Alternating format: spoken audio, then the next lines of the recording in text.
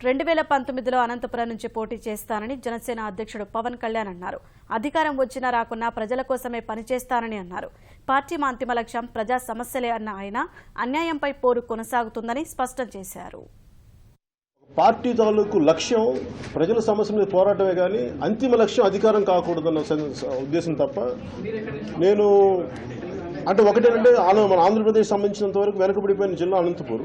నాకు అనంతపూర్ నుంచి ఎందుకంటే రిప్రజెంట్ చేయాలి అనంతపూర్ నుంచి. పార్టీ నిర్మాణం కొంచెం మెల్లిగా జాగ్రత్తగా అంటే ఆచితూచి అడిగడానికి కూడా కారణం ఏంటంటే ప్రజారాజ్యం చూశాను. మనుషులు రకరకాల పార్టీల నుంచి వచ్చి వాళ్ళ స్వలాభాల కోసం వాళ్ళ వ్యక్తిగత లబ్ధి కోసం ఆ పార్టీని ఒక సరైన విధి విధానాల్లో వెళ్ళనివ్వకుండా అంటే వాళ్ళ వ్యక్తిగత ఎజెండాస్ పట్టుకొచ్చారు ముందుకి.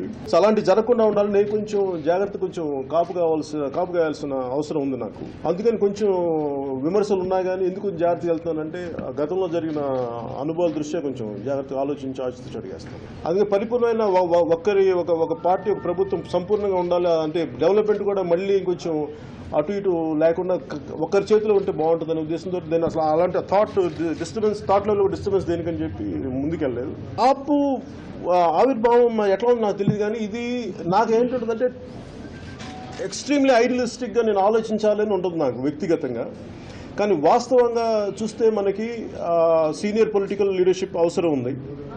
అలాగే ఓన్లీ అసలు కంప్లీట్ ఐడియలిస్టిక్ బేస్డ్కి వెళ్దామంటే చాలా కష్టం అవుతుంది. ఎందుకంటే ఎంతో కొంత ఒక ప్రాగ్మాటిక్ ఒక ప్రాక్టికల్ అప్రోచ్ ఎంత విధి విధానాలు ఎంత ఫ్లెక్సిబుల్గా ఉండాలి, అట్ ది సేమ్ టైం మన ఐడియాలజీ నష్టపోకుండా ఎలా ముందుకు తీసుకెళ్లాలనే ఆలోచన. లాస్ట్ టైం ఎన్డీఏ, ఈసారి ప్రస్తుతం as of now I'm not a part of NDA right now this second I'm not a part. వాళ్ళ సైడ్ నుంచి నేను ఎలాంటి పదవులు తీసుకోలేదు.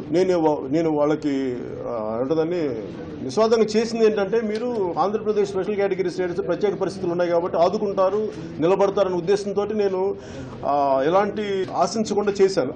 అవి నెరవేర్చినప్పుడు నేను వాళ్ళతో ఎన్డీఏతో ఉన్నాను అనుకోవడం అది ప్రజా వ్యతిరేకమైన ఆలోచన విధానం అవుతుంది. అందుకని నేను దానికి ప్రభుత్వం పనితీరుని చాలా ఈజీగా నేనంటే ప్రత్యేక పార్టీ రాజకీయ పార్టీ అంటే ప్రభుత్వంలో ఉన్న ఏ పార్టీని సరే దుయ్యపట్టడం అనేది సరైన విధానం కాదు.